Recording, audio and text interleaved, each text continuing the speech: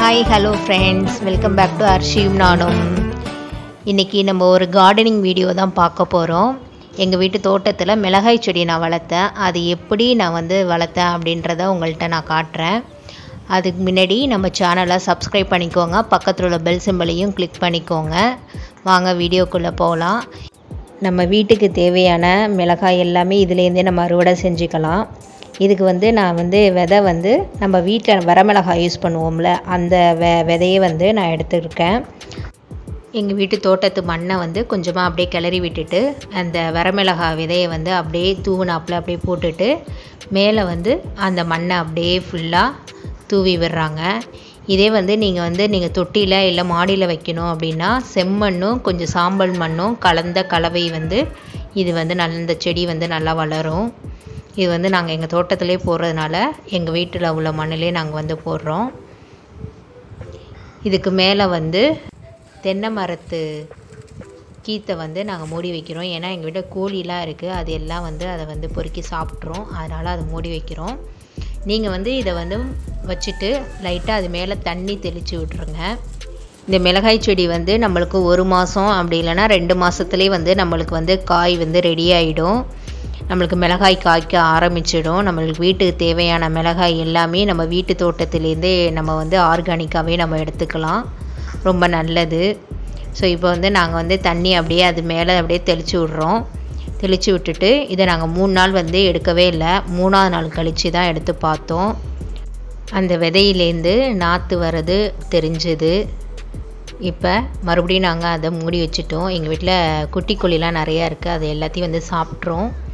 நீங்கள் அப்படியே விட்டுட்டு ஜஸ்ட்டு அப்பப்போ ஈரம் இல்லை, மண்ணில் ஈரப்பதம் இல்லைன்னா தண்ணி அப்படியே ஸ்ப்ரே பண்ணி விடுங்க. அப்படிலாம் லைட்டாக தெளித்து விட்ருங்க, போதும். இப்போ 6ஆவது நாள் அந்த விதையிலேருந்து சின்ன சின்ன நாற்று வர ஆரம்பிச்சிடுச்சு, சின்னதாக செடி வர ஆரம்பிச்சிடுச்சு. ஈரப்பதம் இல்லை அப்படின்னா காலை வேளையில் நம்ம தண்ணி அப்படியே ஸ்ப்ரே பண்ணி விடலாம். இது நிறைய நாற்று ஒரே இடத்துல இருக்குது. இந்த செடி கொஞ்சம் நம்ம ஒரு கைவிரல், நம்ம 1 இன்ச்சு அளவு கொஞ்சம் பெருசாக வளர்ந்ததுக்கப்புறம் நம்ம தனித்தனி செடியாக நம்ம பிரித்து வச்சுக்கலாம். நான் எங்கள் வீட்டில் நீட்டு மிளகாய் விரை தான் போட்டேன். நீங்கள் குண்டு மிளகாய் அப்படி இல்லைன்னா ஊசி மிளகாய் எது வேணுனாலும் நீங்கள் இதே மாதிரியே போட்டுக்கலாம். ஊசி மிளகாய் நல்லா காரமாக இருக்கும். என்கிட்ட வரமிளகாய் நீட்டு மிளகாய் தான் இருந்ததுனால நான் போட்டேன். இது 9ஆவது நாள் செடி நல்லா கொஞ்சம் பெருசாக வளர்ந்துருக்கு.